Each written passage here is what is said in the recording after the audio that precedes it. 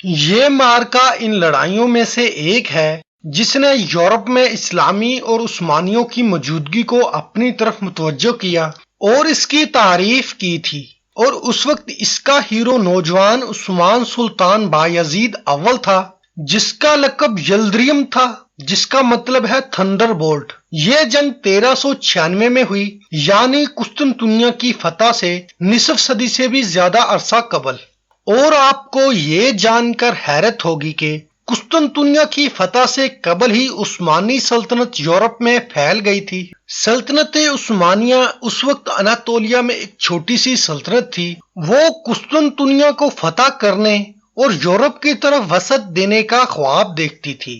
بازنطینی سلطنت اس وقت منتشر اور کمزور تھی، اور عثمانیوں نے قسطنطنیہ کی ناقابل تسخیر دیواروں کو گھیرے میں لے لیا اور قسطنطنیہ کے آس پاس کے دیگر یورپی حصوں پر قابو پا لیا، یہاں تک کہ ان کا دارالحکومت ایڈرن میں بن گیا۔ یہ شہر موجودہ استنبول کے یورپی حصے میں واقع ہے۔ اس طرح بازنطینی ریاست ٹکڑے ٹکڑے ہو گئی، جس نے صرف دارالحکومت اور اس کے آس پاس کے کچھ دیگر چھوٹے چھوٹے مقامات پر حکمرانی کی، اور عثمانیوں نے اناطولیہ میں اس کے بیشتر علاقوں کو کنٹرول کر لیا۔ یقیناً یہ معلوم ہے کہ عثمانی یورپ میں داخل ہونے کے بعد کہاں جائیں گے تاکہ یورپ میں زیادہ سے زیادہ وسیع علاقوں پر قابو پایا جا سکے۔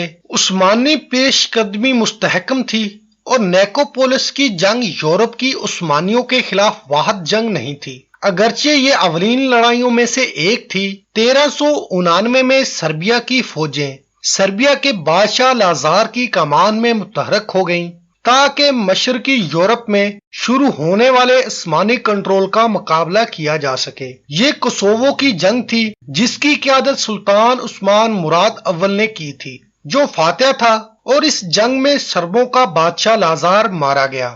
جب سلطان اپنی بہت بڑی فتح کے بعد میدان جنگ کا معائنہ کر رہا تھا، ایک زخمی سرب نے اس سے مخاطب ہونے کا کہا۔ جب سلطان اس کے پاس پہنچا تو اس نے سلطان پر خنجر سے وار کیا، اور سلطان فوراً ہی دم توڑ گیا۔ اس کا جوان بیٹا بایزید اول 28 سال کی عمر میں تخت نشین ہوا۔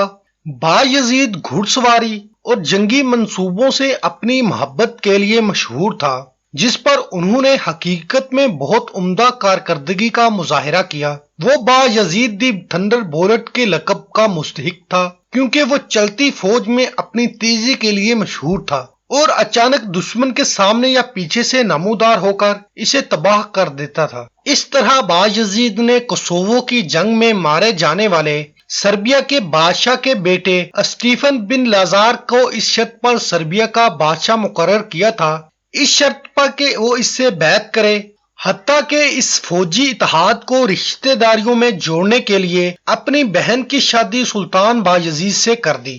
سلطان کو اپنی ریاست کے مغرب میں کچھ سرکشی کو ختم کرنے کے لیے جلدی واپس لوٹنا پڑا، جس کا آغاز اس وقت ہوا جب اسے سلطان مراد اول کے قتل کا علم ہوا۔ ابھی زیادہ وقت بھی نہیں گزرا تھا کہ گرج چمک کے ساتھ بایزید اپنی افواج کے ساتھ مشرقی یورپ لوٹ آیا۔ اس نے 1394 میں موجودہ بلغاریہ اور رومانیہ کے کچھ علاقوں کے ساتھ دوبارہ جنگ کا آغاز کیا، اور اس طرح ہنگری کے شہنشاہ سگسمنڈ نے دوبارہ عثمانی خطرے کو سمجھنا شروع کیا۔ سگسمنڈ جانتا تھا کہ وہ تنہا عثمانیوں کا خاتمہ نہیں کر سکے گا، جو مشرقی یورپ میں پچھلی کئی لڑائیوں میں فاتح رہا تھا۔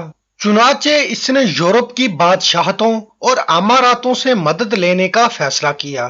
چنانچہ اس نے یورپ کی تمام سلطنتوں اور روم کے پوپ کو پیغام بھیجے تاکہ عثمانی پیش قدمی کو روکنے اور اسے ختم کرنے کے لیے اس کی مدد کی جائے۔ اس طرح پورے یورپ کے جنگجوؤں اور فوجوں نے ہنگری کی فوج میں شمولیت اختیار کی، جن میں فرانس سے برگنڈی، نائٹ آف سینٹ جان، شمالی اسپین میں آراگون کی بادشاہی، جینوا اور وینس شامل تھے۔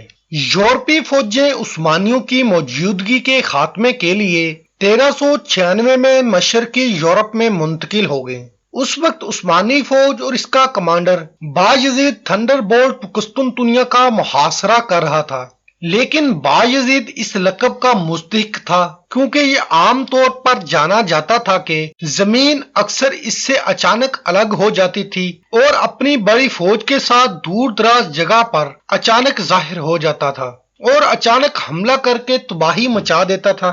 یورپی فوجوں نے اپنے راستے میں آنے والے سلطنت عثمانیہ کی زمینوں اور قلعوں پر قبضہ کر لیا، یہاں تک کہ ان کی بڑی فوج شمالی بلغاریہ میں دریائے ڈینوب پر نیکوپولس قلعے تک جا پہنچی۔ عثمانی چھاؤنی ہفتوں سے ناقابل تسخیر قلعے کا دفاع کر رہی تھی اور یورپی افواج کی کمان تھوڑی بہت پریشان کن اور الجھن میں تھی۔ ظاہری قیادت سگسمنڈ کے ہاتھ میں تھی، لیکن ہر فوج اپنی بات رکھنا چاہتی تھی اور اس لیے قائدین بار بار اختلاف کرتے رہے۔ سلطان بایزید اول اس وقت قسطنطنیہ کی ناقابل تسخیر دیواروں کا محاصرہ کر رہا تھا۔ جیسے ہی اسے یورپی فوجوں کی نقل و حرکت کا علم ہوا، اس نے فوراً ہی محاصرے کو ختم کر دیا اور ایک بڑی یورپی فوج کی طرف بڑھا۔ یورپی فوج الجھنوں اور بے ترتیب پنوں کا سامنا کر رہی تھی۔ وہ بایزید کی تھنڈر بولٹ آرمی کی پہلی بٹالین کی موجودگی سے حیرت زدہ تھی۔ اس طرح یہ یورپی فوج نیکوپولس کے قلعے اور بایزید کی تربیت یافتہ فوج کے مابین پھنس گئی۔ نیکوپولس کی جنگ میں ذرائع کے دونوں لشکروں کی تعداد پر اختلاف ہے، لیکن کچھ کہتے ہیں کہ یہ تعداد 1,00,000 عثمانی فوجیوں کے مقابلے میں 1,00,000 یورپی فوجی تھی۔ یہ جنگ 25 ستمبر 1396 کو ہوئی۔ فرانسیسی گھڑ سوار نے عثمانی فوج کی صفوں کو ایک شدید حملے سے الجھانے کی کوشش کی اور اس فرانسیسی حملے سے عثمانی فوج کو بھاری نقصان اٹھانا پڑا، لیکن اس کے باوجود بایزید نے کچھ ہتھ کنڈوں کے ساتھ اپنے تحفظ کو برقرار رکھنے میں کامیاب ہو گیا اور اس حملے کو ناکام بنا دیا۔ سگسمنڈ نے فرانسیسی کیولری ڈویژن کو مدد فراہم کرنے کی کوشش کی کیونکہ اس نے عثمانی فوج کی صفوں میں اس کی بہادری اور جرأت کو دیکھا تھا، اور بایزید نے اس کو روکنے کی کوشش کی، لیکن بایزید نے جلدی سے اس معاملے کا نوٹس لیا اور اپنی کچھ ہلکی فوجی ڈویژنوں کو آنے والی سگسمنڈ فورسز کو روکنے کا حکم دیا۔ اس طرح فرانسیسی جنگجوؤں کو گھیرنے کے ساتھ ہی سگسمنڈ کی افواج کو الگ تھلگ کر دیا گیا۔ اس طرح قلعہ نیکوپولس کے محاصرے کے ساتھ شروع ہونے والی جنگ نیکوپولس کی افسانوی جنگ میں بدل گئی، جس میں یورپی فوجوں کو شکست ہوئی۔ سگسمنڈ اور اس کے کچھ کمانڈر مشکل سے فرار ہو گئے اور برگنڈین کاؤنٹی ڈی نیویرس پکڑا گیا۔ عثمانی سلطان نے تمام قیدیوں کو ہلاک کرنے کا حکم دیا اور کچھ مورخین کا کہنا ہے کہ ان کی تعداد 3,000 تھی، اور یہ فیصلہ پچھلی صورتحال کا جوابی کارروائی میں تھا جب یورپی فورسز نے مسلمان قیدیوں کو ہلاک کیا۔ اس طرح یہ جنگ سلطنت عثمانیہ کی تاریخ کے ساتھ ساتھ مشرقی یورپ کی تاریخ میں بھی ایک افسانوی جنگ رہی۔